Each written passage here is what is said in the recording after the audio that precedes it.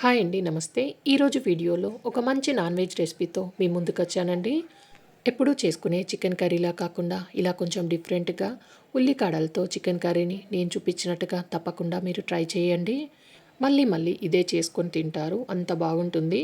ఇప్పుడు ఈ చికెన్ కర్రీని ఎలా చేయాలో చూద్దాం. స్టవ్ మీద ఒక గిన్నెలోకి 1 లీటర్ వరకు నీళ్ళని తీసుకొని దాంట్లో 1 టేబుల్ స్పూన్ ఉప్పు, పావు టేబుల్ స్పూన్ పసుపు వేసి ఇందులోకి ముందుగా తీసుకున్న హాఫ్ కేజీ వరకు చికెన్ని ఒక 2-3 సార్లు శుభ్రంగా కడిగి వేసుకోవాలి.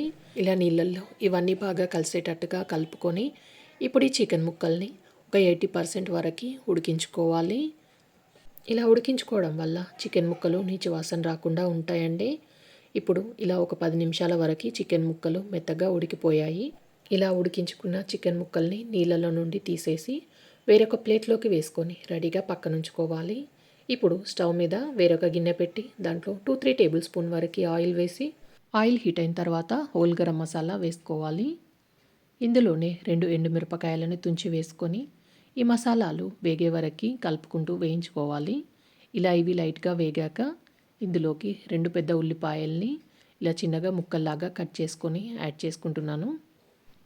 2 పచ్చిమిరపకాయలని ఇలా చిన్నగా కట్ చేసుకొని వేసుకొని ఇవి వేగడానికి పావు టేబుల్ స్పూన్ వరకు ఉప్పు వేసి ఒకసారి కలిపి ఈ ఉల్లిపాయ ముక్కలు లైట్ గోల్డెన్ కలర్ వచ్చే వరకు వేయించుకోవాలి.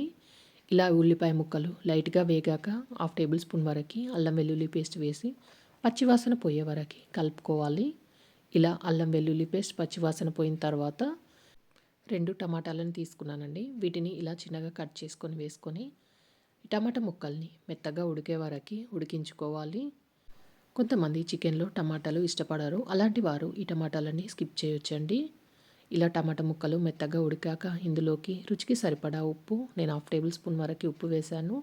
అలాగే 1 టేబుల్ స్పూన్ కారం, మీరు తినే కారాన్ని బట్టి కారం వేసుకోండి. 1 టేబుల్ స్పూన్ వరకు ధనియాల పొడి, పావు టేబుల్ స్పూన్ పసుపు, అలాగే half table spoon garam masala వేసి ఈ మసాలాలన్నీ బాగా కలిసేటట్టుగా కలుపుకోవాలి. ఇలా మసాలాలు బాగా కలిసాక ఇందులో నుండి లైట్గా ఆయిల్ సపరేట్ అయింది చూడండి.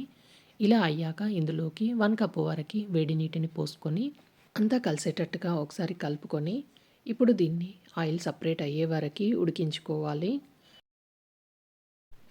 ఇక నాకు ఒక 4-5 నిమిషాల వరకు ఇలా ఆయిల్ సపరేట్ అయిపోయింది.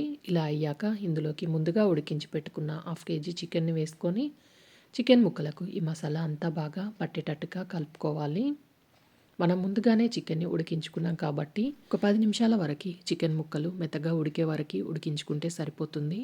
ఇలా మొత్తం బాగా కలిపాక ఇప్పుడు ఇందులోకి హాఫ్ కప్పు వరకు చిన్నగా కట్ చేసుకున్న స్ప్రింగ్ ఆనియన్స్ని వేసి చికెన్ కర్రీలో అంతా బాగా కలిసేటట్టుగా కలుపుకోవాలి. ఇలా మొత్తం బాగా కలిసిన తర్వాత దీంట్లో నుండి ఆయిల్ సపరేట్ అయ్యి చికెన్ ముక్కలు మెత్తగా ఉడికే వరకు ఉడికించుకోవాలి. ఇక నాకు ఒక 10 నిమిషాల వరకు టైం పట్టిందండి ఇలా ఆయిల్ సపరేట్ అయ్యి చికెన్ ముక్కలు మెత్తగా ఉడకడానికి.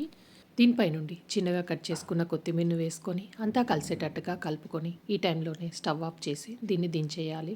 అంతే అండి, అదిరిపోయే రుచితో ఉల్లికాడ చికెన్ కర్రీ రెడీ అయిపోయింది. దీన్ని వైట్ రైస్తో కానీ బగారా రైస్, రోటీ, నాన్స్లోకి ఎందులోకైనా కూడా చాలా చాలా రుచిగా ఉంటుంది. మీరు కూడా తప్పకుండా ట్రై చేయండి. ట్రై చేశాక ఎలా కురిందో కింద కామెంట్ బాక్స్లో కామెంట్ చేయండి. వీడియోకి లైక్ చేయండి, షేర్ చేయండి, సబ్స్క్రైబ్ చేయండి.